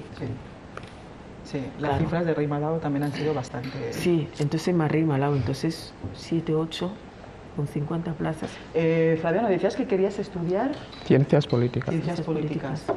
Vale, pero no puedes hacer ciencias políticas por la nota. Por la nota, sociología. Bueno, yo espero que acabes cogiéndole el gusto a la sociología. Sí, a mí me gusta la sociología, pero no, de verdad no quiero estudiar sociología, pero sí, yo no tengo problema con sociología. Casi el primer semestre estoy sacando las asignaturas, ya que ciencias políticas y sociología tienen el primer año juntos. Estoy intentando, al menos cuando publiquen todas las notas, intentar entrar en el segundo año de ciencias políticas, así, claro. si me lo permiten. Imagino que habrá asignaturas puente y algún tipo de convalidación de créditos y tal, ¿no? Para pasar en algún curso de sociología a políticas. Bueno, pues te vas a llevar casi una doble formación. Sin pretenderlo, empezarás con la sociología y luego acabarás siendo un politólogo. Esperemos que haya suerte. Y bueno, a Vicente y Alfredo, pues Mucha suerte en la selectividad en septiembre, y en cualquier caso yo creo que ha quedado bastante... Hemos hecho un retrato, yo creo, bastante claro de cuál es el problema. Tenemos a alguien que realmente se presentó al examen para subir nota, porque el primer año aprobó, pero proviene de un colegio privado. Y el retrato en los colegios públicos, pues la verdad es que ha quedado claro que no es fácil. Estos chicos dicen que han estudiado mucho, eso dicen ellos, tenemos que creerlo, pero en cualquier caso yo sigo creyendo que, con independencia de los dos que estén aquí sentados, yo sigo creyendo que un 80% de estudiantes no se pueden equivocar todos. Y si se equivocan, habrá que buscar cuál es la raíz, ¿no?, de esa equivocación. Pues Flaviano, Vicente y Alfredo, muchas gracias por haber estado con nosotros y mucha suerte. Gracias. Nosotros vamos a ir ahora con nuestro compañero Dalmacio para que nos cuente la previsión meteorológica.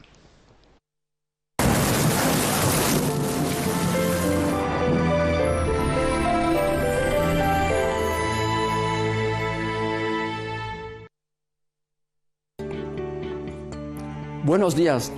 Ligeras lluvias esta mañana en Malabo en diferentes puntos, pero han sido chubascos de forma más moderada aquí en la capital de la nación. Pero sería una jornada precisamente que apunta a cambios, sobre todo en horas nocturnas, porque seguiremos hablando de chubascos, sobre todo en puntos más bajos y en zonas periféricas de esta región insular del país. Pues vamos ahora con más datos a través de la tabla de temperaturas máximas para pronosticar el tiempo que va a ser hoy en nuestro país, en todos los rincones. En Malabo, fíjense, alguna ligera presencia de rayos solares se prevé, sobre todo a partir del mediodía, pero alguna masa nubosa podría llegar, sobre todo en horas nocturnas, inyectando chubascos ligeros. Las complicaciones se notarían todavía en puntos del distrito de Luba.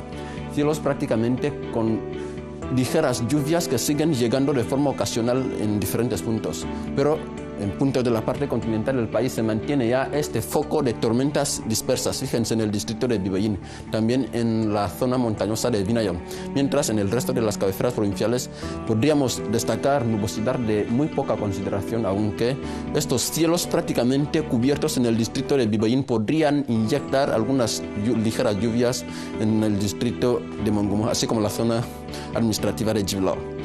La isla de Anobón también se ha sumado a estas condiciones de tiempo en la atmósfera a lo largo de esta jornada, porque seguiremos destacando ya esta ligera presencia de algunos chubascos ligeros, tanto en la parte continental del país, aquí en la isla de Bioko, así como en puntos de la provincia isleña de Anobón. Los valores oscilarían entre los 20 y los más de 30 grados de temperaturas. Así arrancamos esta jornada aquí en Malabo con estas ligeras lluvias que a primeras horas han tenido lugar. Mañana, como siempre, estaremos aquí de regreso con muchísimos datos. Buenos días.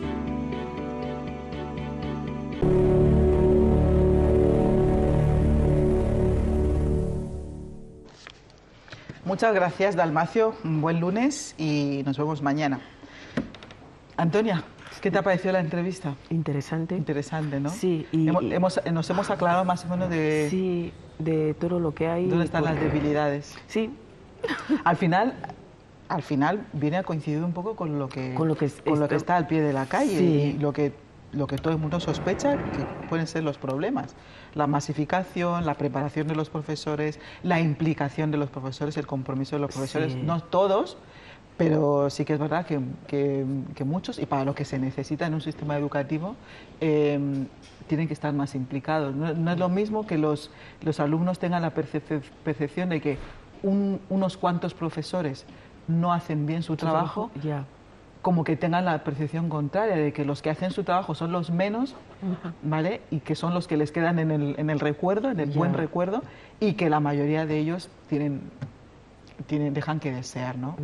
Yo creo que eso es un poco lo que se viene planteando, y al final era importante escuchar la voz de los... Sí, y de ahí la importancia que muchos centros hagan una evaluación a los profesores, porque haciendo la evaluación, que sean los alumnos los que evalúen ya a los profesores. Al menos cuando yo estudiaba se hacía en la universidad, pero yo creo que en determinados, digamos, centros públicos que se quiera mejorar, porque el Ministerio de Educación también debería tenerlo en cuenta, evalúa a los profesores, que sean los alumnos los que dicten para saber qué hay de cada profesor, y a partir de ahí también cortar por lo sano. Y al final, mira, uno de ellos ha mencionado algo, creo que era Vicente, sobre esa competencia. Él lo ha llamado competencia, pero es esta motivación que tienen los centros privados de mejorar cada año sus resultados. Pero claro, es que los centros privados se deben a su prestigio, porque ellos cobran por admitir a alumnos, cobran por tener cada vez más matrículas, y entonces su prestigio, o sea, digamos que su supervivencia de alguna manera depende de ello, del prestigio que tengan. Ahora, el prestigio de los colegios públicos debe ser, o sea, el objetivo de los colegios públicos debe ser buscar el prestigio del país.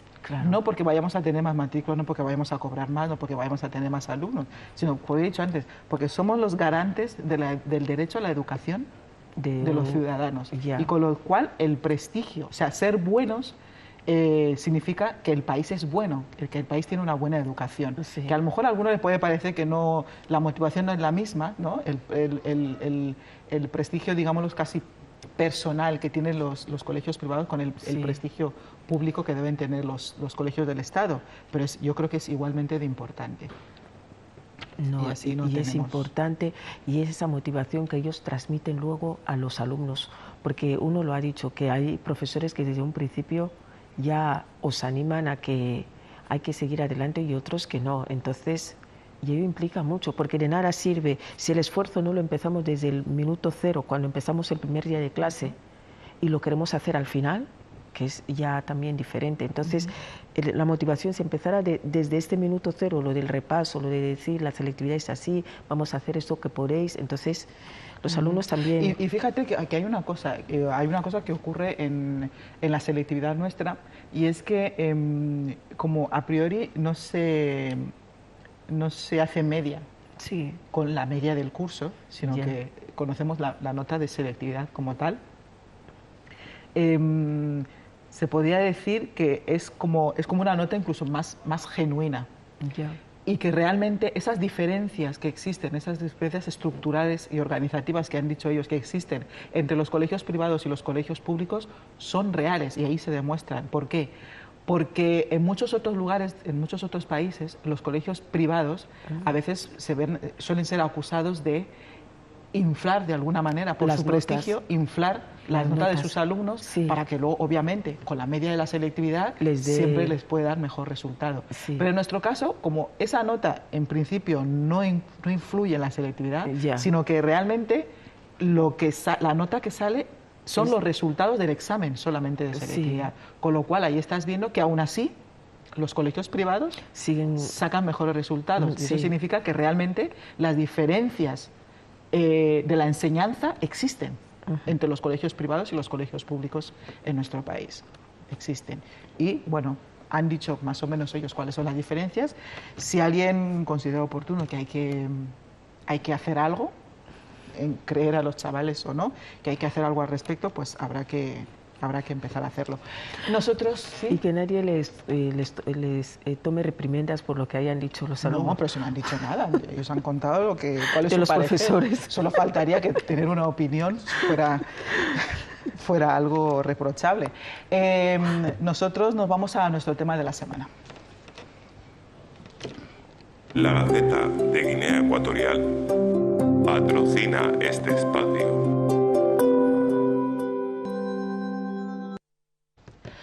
Nuestro tema de la semana se repite. Es decir, la semana pasada solamente tuvimos creo que un día en que pudimos tratar, o dos como mucho, pudimos tratar el tema de la semana. Seguimos a vueltas con la libertad de culto, la proliferación de las iglesias.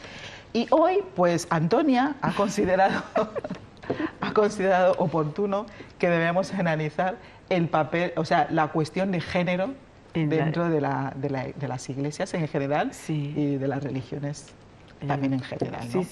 ¿Cuál es el papel de las mujeres? De las mujeres, porque se ve que cuando Dios les habla, parece que lo reciben solo la mayoría, los hombres, y luego ya en particular las mujeres. O cuando... O sea, que a las mujeres Dios no les ilumina. Como a los hombres no. Yeah. Como a los hombres no, al menos es lo que hemos visto de las iglesias, tanto las arcaicas, lo que es las confesiones, digamos, más tradicionales, como las nuevas, porque es difícil encontrar, yo no sé si nosotros hiciésemos un recuento, a cuántas mujeres vamos a encontrar dirigiendo una iglesia. Entonces siempre se encuentra que es el hombre y que luego ya después de que el hombre dirige, la mujer llega a tomar el papel ya como también reveladora ya de lo que hace el marido. Pero fíjate lo que ocurre tanto en las nuevas confesiones como efectivamente las tradicionales, musulmanas, católicas, protestantes, que al final por algo yo no comulgo con las religiones. Y es que si te fijas, como tú estás diciendo, los papeles en las posiciones en las jerarquías de las iglesias normalmente nunca las ocupan las mujeres. No. Pero en cualquiera de esas confesiones, tanto las tradicionales como las nuevas, las mujeres son las que más alimentan la feligresía de esas iglesias. Sí. En cualquiera de estas iglesias encuentran muchísimo más feligreses mujeres que hombres. Y seguidores mujeres que hombres. Y aún así, ellas nunca tienen el papel protagonista en las jerarquías. Sí. Así se escribe la historia. Y así siempre será. O son así las sustentadoras, digamos, porque al tener feligreses, ellas son más, entonces es como las que sustentan para que la iglesia se lleve a cabo. Claro. Porque claro, no tienen el papel allí de ser las promotoras, pero que en definitiva, indirectamente son las que sustentan eso. De ahí que muchas veces al pastor siempre le encuentra rodeado de muchas feligresas, en vez de feligreses. Suele ser unos pocos, pero que la mayoría lo que suelen ser son las mujeres. Y no se sabe por qué.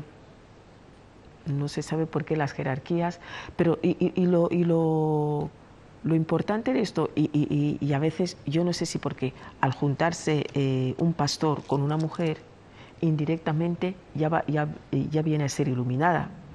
Digámoslo, porque una persona que en un momento no tenía ese poder, lo que llegan a decir, no están los compañeros aquí, los que hacen milagros, que el pastor sea el que lo haga. Ellos entienden más de milagros que nosotras, ¿cómo? No, porque a veces creen mucho en los milagros. Yo a veces, que hay cosas que es lo malo de la ciencia, que si no llegas a comparar y esto, el milagro no... Crees porque te lo dicen, pero internamente no llegas a creer, te lo dices, vale, voy a creer para no seguir discutiendo, pero yo aquí... Pero es que es querer buscarle tres pies al gato, pero si la propia ciencia ya es un milagro.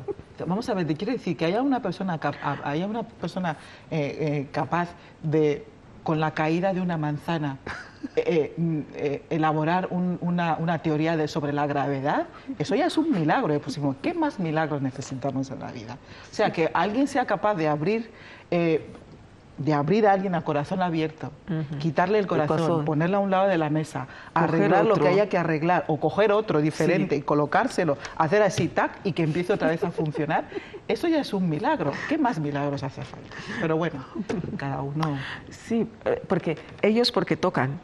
Los otros milagros es yo solamente con rezar desde aquí, bla, bla, bla, bla, bla, bla, bla, bla, se ha producido el milagro. Entonces, que la importancia que adquiere, que estaría bueno, por eso también animamos si hay algún pastor o alguien que nos lo contara, que la mujer que al final, cuando se casa con alguien que es un pastor o cuando se unen, indirectamente llega a adquirir los poderes, llega a tener ese prestigio también que tiene el pastor.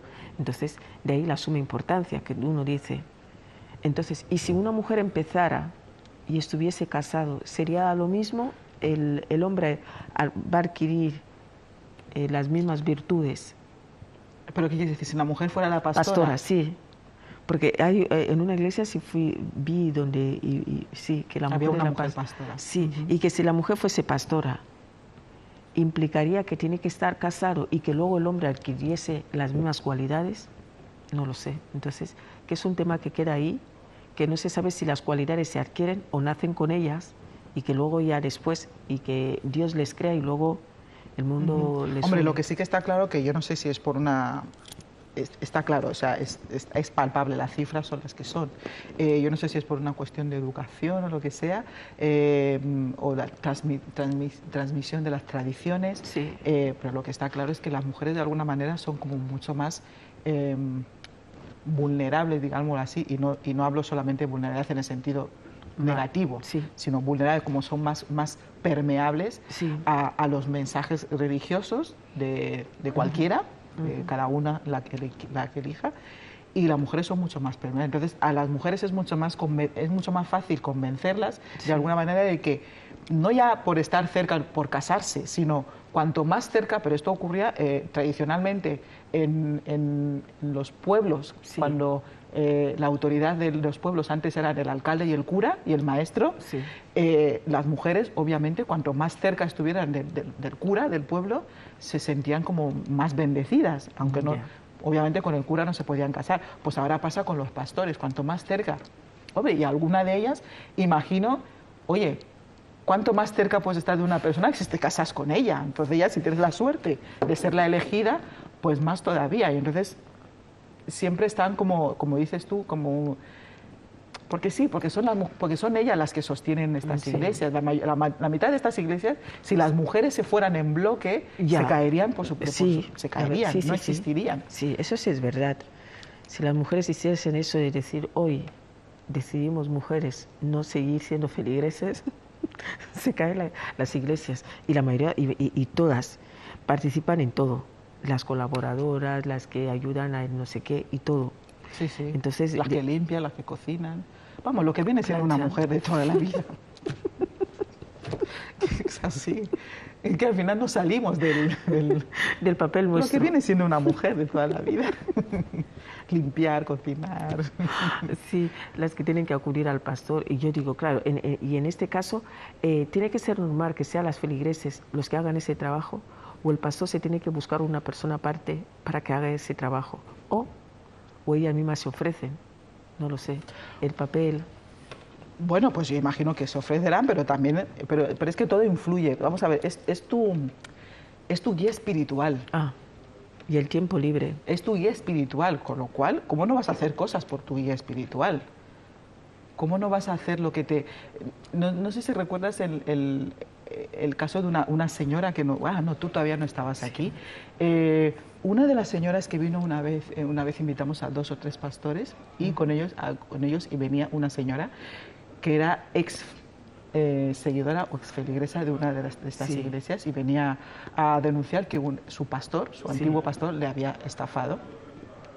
Y además estaba dispuesto a contarnos otras tantas prácticas que llevaba a cabo este pastor. Lo que pasa es que sí que es verdad que en directo no, porque claro, eran tres participantes diferentes y no daba tiempo a que cada uno contara todo lo que tenía que contarlo, ¿no? Pero ella sí que es verdad que fuera de las cámaras nos contaba la historia rocambolesca de cómo su pastor le mandaba mensajes a las tantas de la madrugada, mientras ella estaba durmiendo con su pareja, diciéndoles, ten cuidado que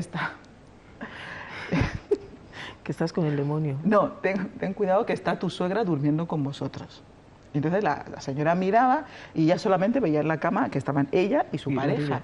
Y el pastor insistía, y además que yo decía, un poco como en broma, pero el pastor no duerme, o sea, que tiene que estar pendiente a las 2 de la mañana de mandarle mensajes a la señora. Y claro, la señora veía y dice, pero si aquí no hay nadie. El pastor decía, no, tú no puedes verlo, pero yo te aseguro que tu suegra está ahí durmiendo con vosotros. Y ya a fuerza de repetírselo tantas veces a su pareja, y él decía que al final, obviamente, su pareja acabó molestándose, porque obviamente eso implicaba que su mujer y su pastor, el pastor de su mujer, le estaban acusando de tener una relación extraña con su madre. No, nada natural. Pero además una relación extraña a saber en qué plano de esta vida, porque obviamente en este plano terrenal ella no lo veía. Y al final acabó destrozando su relación y acabó dejando, su marido acabó dejándola a ella. Porque obviamente si vas a confiar más en lo que te dice el pastor que no duerme y manda mensajes, que en lo que yo te digo y en lo que tú ves, obviamente acabó destrozando su relación. Pero es que para algunas cosas, lamentablemente hay que decirlo así, pues hace falta ser mujer y hace falta haber sido educada como una mujer. es verdad, hace falta haber sido educada tradicionalmente, generación tras generación, como una mujer para ser vulnerable a determinadas cosas y para creer determinadas cosas y para pensar que tu rol en la vida son determinadas cosas y para pensar en tu debilidad como mujer y que por lo tanto necesitas determinadas cosas, que no significa que solamente las mujeres son las que, las personas débiles son las que necesitan una espiritualidad y una religiosidad. No, pero hay personas que piensan que son más débiles un poquito más allá para no llevar una espiritualidad lo que es sana, sino una espiritualidad que ya raya lo que es lo absurdo, lo estrambótico e incluso lo fanático, ¿no? Y para eso obviamente te tienen que haber educado de tu manera o pillarte en un momento bastante complicado de tu vida. Débil, sí, efectivamente. Pero porque con eso, claro, si el pastor lo decía y diciendo que lo ha soñado, ¿qué era? Decía que lo ha soñado. No que lo soñaba, que él era capaz de verlo desde donde él estaba, que ahí en el medio estaba durmiendo la suegra. Y levántate de ahí, claro. Era bastante complicado mantener una relación de este tipo. De hecho, ella dice que, claro, y luego también con su propia madre, y le complicó las relaciones con su propia madre, porque el pastor le decía que su madre le quería el mal para ella, y ella reconoce que estuvo años sin hablarse con su madre. Sí. Qué bueno. Pero afortunadamente la madre era una madre y le dijo, bueno, hija, pues cuando se te pase la locura, aquí estoy yo, que soy tu madre. Y efectivamente, hubo un momento que se le pasó la locura y retomó las relaciones con su madre. Y es así, al final... Pero es la parte mala que tiene esto, digamos, sobre los pastores, porque cuando ven algo malo, que siempre lo ven en torno de la familia, no sé, y yo suelo decir... Bueno, y estamos hablando de pastores porque es lo que más, digamos, lo más nuevo. Pero hemos de decir que fanáticos de este tipo hay en todas las religiones, tanto las tradicionales como en estas nuevas. Pero en este caso estamos hablando de los... Sí, perdona, que te... que justo son capaces de ver lo cercano a ti, que es la grandeza, que yo suelo decir, mira, qué bueno es que gente capaz como el que decía que yo desde aquí estoy viendo esto, o justo cuando me vienes yo ya veo todas las debilidades que tienes detrás y soy capaz de decirte que esto va a ser así y que todo lo demás. Mira, que si así fuese estaría bien que y guiarte por no dejarte un futuro, digamos, dejar que las cosas pasen porque tengas que pasar, que estar siempre advertido por el pastor. La verdad que a mí me resulta chocante. Pero eso no es vida. O sea, al final... chocante, porque por cada cosa tendrías que ir, vas al pastor, voy a iniciar un negocio nuevo, voy a hablarle al pastor, si el negocio me va a ir bien, voy a conocer a una persona nueva, voy a decir al pastor, o tengo... amigos, y el pastor me dirá, tú no puedes tener esos amigos. Es que al final créate esa dependencia. Una cosa es que tú tengas... dependencia. Claro, una cosa es que tú tengas un guía espiritual, un consejo espiritual, y que de alguna manera tú elijas cómo cultivar la espiritualidad, que yo insisto, la espiritualidad no solamente se gestiona de uno a través de las religiones, hay muchas otras maneras de ser espiritual. Pero bueno, tú has elegido una religión, pues elígela de forma sana, pero crear esa dependencia enfermiza, como dices tú, de todo se lo tengo que preguntar al pastor. Pues sí, hay mucha gente que ha creado esa dependencia, y mucha, yo te estoy diciendo de gente que he conocido con esa dependencia de, por cualquier motivo, todo es contárselo al pastor y preguntar al pastor, y claro, yo digo, el hombre, qué capacidad, suponte, si tienes como 150 feligreses, 200, saber qué le va pasando a cada uno. Increíble. Y encima no tiene un historial médico, porque nosotros, los médicos, tenemos el historial que la mente no la podemos dejar que succione tanto, sino es ir y más o menos a partir del historial vas sabiendo qué pasa con ello. Pero que en cada momento te diga lo que es, y la otra persona tiene esa dependencia de cualquier cosa, no puede dar ni un paso sin tener que consultar al pastor. Sí. Y luego la feligresa esta, bueno, ya antes de pasar a las internacionales, me llamó la atención, ella hablaba de una práctica que tenían, que era la llamada silla roja.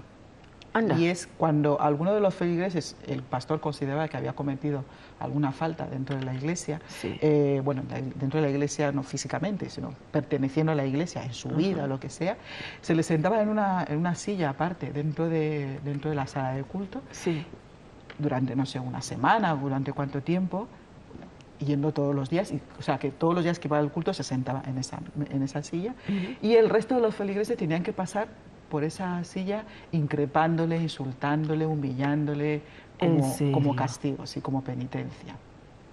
Como penitencia. Bueno, pues, y tú lo aguantabas porque no sé por qué. Bueno, es igual, no sé por qué. Porque por la fe, porque así te hablaba Dios. Pues debe ser. Así le había iluminado. Vamos con los apartados internacionales. Ya continuaremos mañana con estas prácticas. Que insistimos, no estamos diciendo que sea malo que la gente cultive su espiritualidad. No estamos diciendo que sea malo que la gente cultive su espiritualidad a través de una confesión religiosa y una religión. Simplemente estamos hablando de que hay que hacerlo con un mínimo de cabeza. No está reñido una cosa con la otra. Internacionales. Tengo una noticia sobre Nigeria. Sí, qué bien. Está relacionado con Nigeria y el Mundial. Vale. Después del Mundial, sí. Parece que quedaron en Rusia como 150 y pico, creo que concretamente 152 aficionados nigerianos, sí. Que no podían volver a Nigeria. ¿Y por qué? Se quedaban sin fondos, ¿Y cómo llegaron? Pues sí. ¿Y por qué no se podían ir? Porque ya no les quedaba dinero. A lo mejor no compraron billete de vuelta. Total, que el gobierno nigeriano, digamos que fletó un avión, un vuelo de Ethiopian Airlines, sí, para traérselos a todos de vuelta a Nigeria. Qué suerte. Sí. Pero hasta 152. ¿Pero 152 nigerianos. Se quedaban en Rusia desamparados. Ya, y menos sin mal pies que, ni cabeza. Sí, porque dicen que el gobierno ruso, que a todo el que llegaba intentaba volver a recolocarte cuando llegaba el tiempo de tu visado o el tiempo que tenías que ir, te venía a decir, mira, ¿cuánto te queda por marchar? Sí, claro, pero no te pagaba el billete de vuelta. No.